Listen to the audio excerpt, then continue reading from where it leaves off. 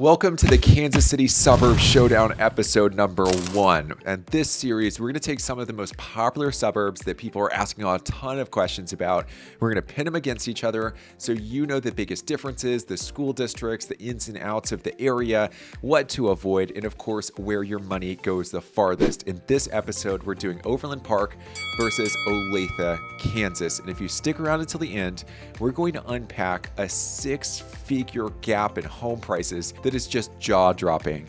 Now, before we begin, a really quick disclaimer. I know there are a ton of videos out on YouTube from a ton of realtors around Kansas City, and if you're totally sick and tired of hearing some of the same talking points over and over again, I'm going to do my best to kind of differentiate and make sure that the stuff you see on this channel is unique and the specific, like, nitty-gritty detail that you're actually looking for. So something that could help me out a ton in this process and making sure I'm delivering exactly what you're looking for is if you have any video topic ideas that you'd like to see covered on this channel, by all means, throw a comment below or message me directly, and I would love to get some of those videos out to you so I know I'm actually providing you value on this channel instead of just like making videos that you could find dozens of copies of on the internet. So with all that said, I'd appreciate the comment. Let me know what you're looking for, and let's get started. Category 1 is the location. And before you close out of the video, it's not just the map. We're going to discuss the specific differences between these cities that go beyond just like where they are in relation to downtown Kansas City. So long story short, if this is the first time you're seeing stuff about the Kansas City suburbs on the Kansas side, Olathe is on the west side of Overland Park. Overland Park is just like slightly bigger, but really is there a big difference in the timetables to get to downtown Kansas City? Not a huge one, although one of the complaints among some people who choose to live in Overland Park as opposed to Olathe is just that Olathe is too far west and Overland Park is in the central part of Johnson County. Now, the 3 specific differences. Number 1 are the railroad tracks in Olathe.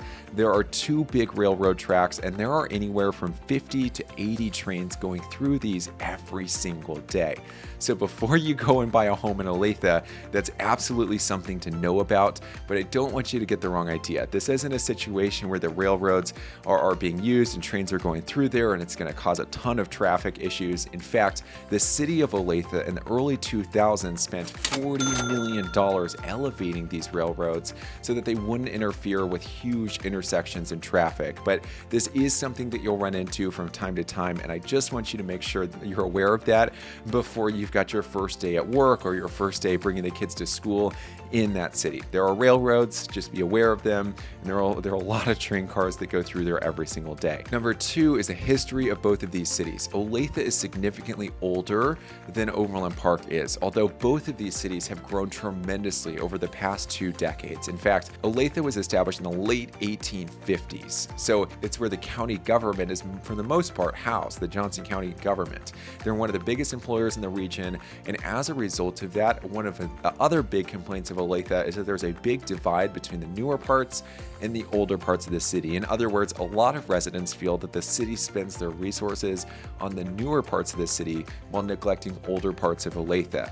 And while that can seem very true, especially as you're driving through the city, I think that this is also due to the fact that the city's expanded so quickly. And while the city should try to equalize their funding and the resource allocation in these different areas, I just want you to know that that difference will exist. But it does also exist in Overland Park, which was established in the early 1900s. And as a result, as you're driving through Overland Park, you'll notice the farther south you get, the newer everything is. In fact, there's a glaring difference similar to Olathe between downtown Overland Park and more recent shopping districts like Prairie Fire. So just know that there are big divides just because both of these cities have grown very, very quickly. Olathe, however, is older, but there is still a lot of expansion happening in both of these. So that's point number 3, which is that the parts of Olathe that are currently expanding now, number 1 is Cedar Creek. This is in the northwestern part of the city. This is a huge, one of the biggest master plan communities in the entire county.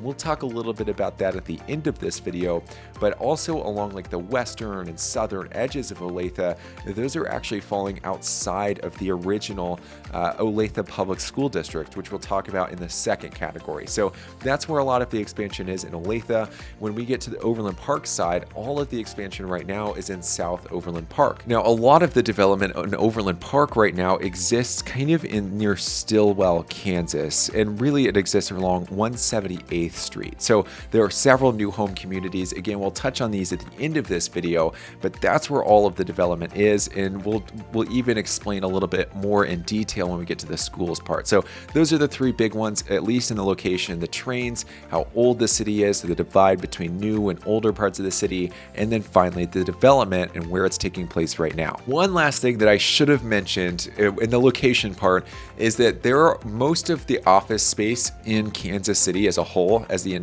the entire metro area, most of that office space is actually in Johnson County. And out of all of that office space in Johnson County, most of it is in Overland Park. So it's very common for people to have jobs in Overland Park but live in Olathe. And vice versa can be true, but it's much less common than people working in Overland Park living in Olathe. And Olathe has several big employers. Like we mentioned, the county government is actually housed there. You've got Garmin International, you've got Honeywell, and other huge employers in that area. So regardless of which of these cities you're in, the average incomes in these areas are going to be reflective of all of that. Part number 2 is all about the school districts. And while you've almost certainly heard of the Blue Valley School District, the Olathe public schools are pretty good. They're right up there with them. And when it comes to the impact on the difference in your children's education, there is not going to be a huge one. There's not going to be a huge difference between the Olathe public schools and the Blue Valley public schools. In fact, most of the time what this comes down to is just a feeling you get after stepping in some of these schools, talking to the administrators, the teachers, and even the parents. So just keep that in mind. Not a huge difference. These are both some of the best school districts in the entire state of Kansas and in the Kansas City metro area. All comes down to probably a feeling you get or kind of word of mouth referrals from friends and family that you might know in the area. Now, here's a review from a current resident and what they think of the difference. They've said that Blue Valley schools are ranked higher, but Olathe is good too, and school performance probably depends on how much you're driving your kids to achieve. And they've been very happy with the Olathe public schools. And on the next paragraph, they kind of say if you're picking between both of them, then probably it comes down to like housing costs, because really that's the biggest difference between these cities. And we'll touch on it here at the end of the video. Point number 2, difference at the high school level. In the Olathe School District, they have what's called a 21st century program. Now, kind of like a major in college where you study a specific discipline, that's what this program allows you to do at the high school level, right? So you get to dip your toes in that industry, that profession, before you go into college and make that decision to lock yourself into studying something for 4 years. So here's a picture of all of the different academies. This determines which high school you end up going to. So during 8th grade, students will actually end up applying for whatever schools that interest them. So whether it's sports science or biomedical engineering or something like business or marketing, that will determine which of the Olathe schools they actually end up going to. And just like any other program, you have to apply and get accepted.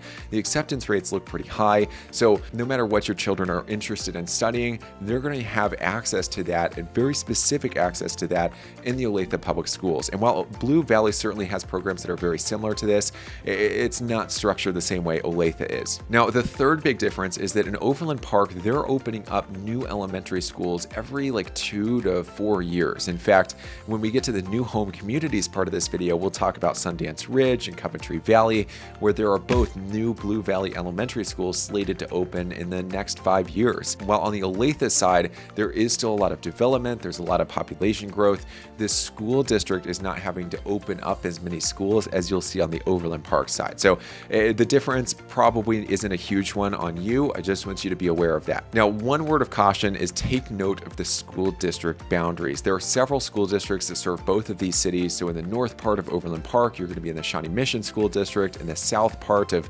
either of these cities, you're going to be in the Spring Hill School District, which if you look at the rankings, Spring Hill is lagging far behind. but really it's growing very quickly. It seems to be following kind of the footprint that Blue Valley School District was in just like 5, maybe 10 years ago. They've purchased a bunch of land. They're opening a new elementary school every 2 years, and they're about to start construction building a brand new high school just because population increases. But be careful based on the school boundaries. And if you have any questions or if you'd like help and you're ready to search for homes, go ahead and reach out. All of my info is below. Call, text, email, whatever is easiest for you. We'll make sure we're searching the most efficient areas to get you into that school district that you're really after. Now, if you're enjoying the video so far, let me know by hitting that like button below and subscribe if you're interested in seeing future episodes of this series where we compare the most popular suburbs in Kansas City. And at the end of this video, I've put together a special gift for you. It's in the description, totally free. It's a Kansas City suburbs cheat sheet where I've put together a snapshot of all of the most popular suburbs, all the basic stuff that you would want to know. And I've also compiled the top resources to speed up your research and answer a lot of your questions, because I know it's difficult moving from hundreds of miles away or even the next state over. And my goal is to speed up your research and offer you a huge shortcut to make it so much easier. Let's get back to the video. Number 3 is the shops. What are the differences in shopping in Olathe versus Overland Park? Well, in this section, it comes down to one of the biggest complaints among people who live in Olathe and even outsiders who have spent some time in Olathe, which is that there are not as many locally owned businesses. And based on my own observation, this seems to be true. There are a lot of chain stores that exist in Olathe, which is why oftentimes you'll see residents of Olathe going to do their shopping and going out to eat in Overland Park as well. And while there's a time and a place for both different types of stores, you're going to find a few more locally owned businesses in Overland Park compared to Olathe. Now, one huge advantage that Olathe has over Overland Park that nobody is talking about is that Olathe is home to the Bass Pro Shops. Now, numbers 4 and 5, we're going to cover the cost of living and kind of wrap it into home prices in each city. And we'll also talk about some of the best, most popular new home communities. So first things first, my spiel about the differences in the cost of living. Long story short, Olathe, your money's just simply going to go farther. It just is. The cost of housing is the biggest determinant for how much you're going to be spending every single year, every single month for that matter.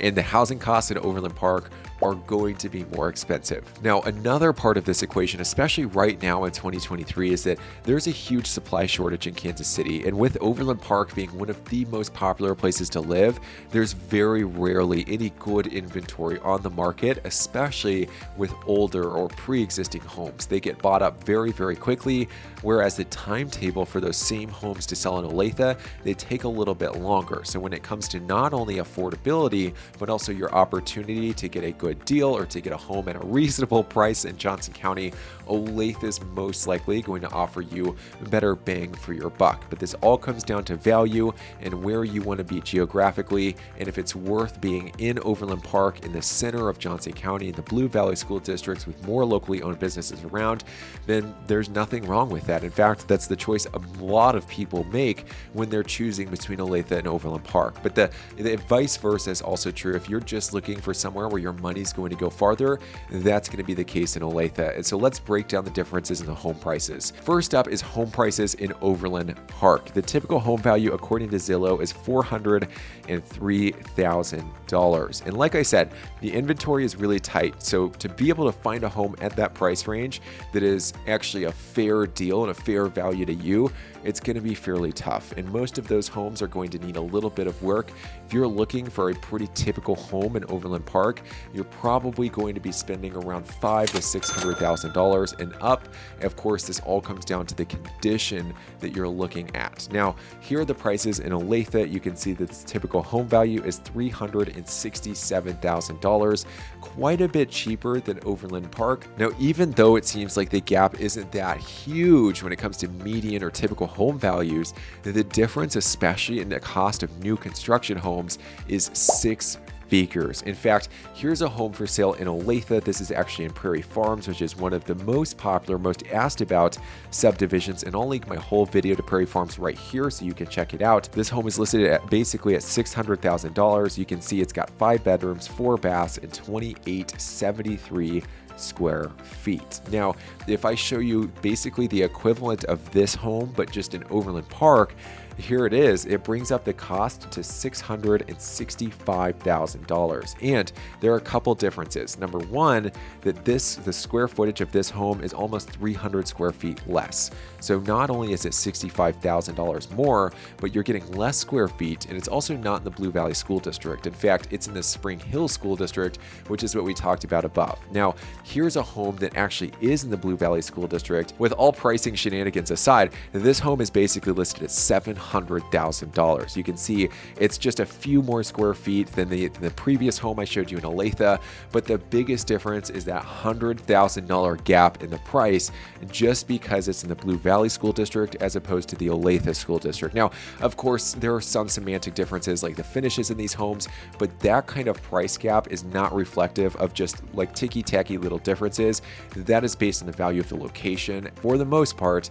And if you're living in Overland Park, this is the type of price difference you can expect to pay in order to be in that Blue Valley School District. Now, I've got one more thing for you, which is that the HOA difference, especially in Overland Park compared to Olathe, is a big one. The highest, most expensive HOAs in Olathe are around $800 a year, and I believe those are in Forest View. In fact, many of the Rod Rock communities are going to be priced a little bit higher, and that's even true in Overland Park, but some of the typical HOAs that I see in Overland Park are way closer to $1,000 a year and pushing $1,200 a year. So I know that's not a huge cost. It's going to impact you every single month like a mortgage payment, but keep that in mind. Now, the last couple things that I've got for you, also in the description, I've put a couple things.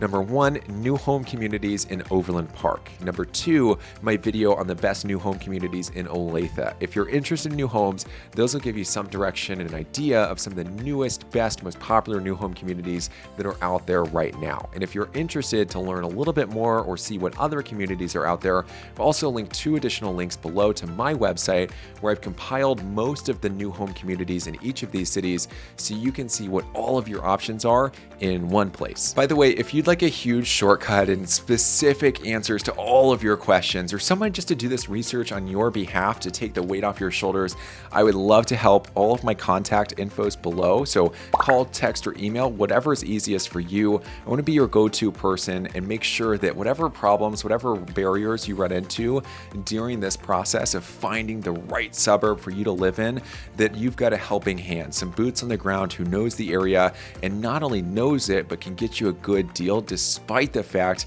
that we've got a huge shortage of homes in the market. So for help with that, a huge shortcut, go ahead and reach out to me. If you enjoyed this video, let me know by hitting that like button, subscribe so you see future episodes in this series and Kansas City housing market updates, and of course, do me a favor, leave a comment. What are you looking for on this channel? What would you like to see more content about? Are there videos that you'd like to see? Let me know and I'll make sure I get on those so we're getting this information out to you as quickly as possible. Thanks for watching the video. I will see you on the next one.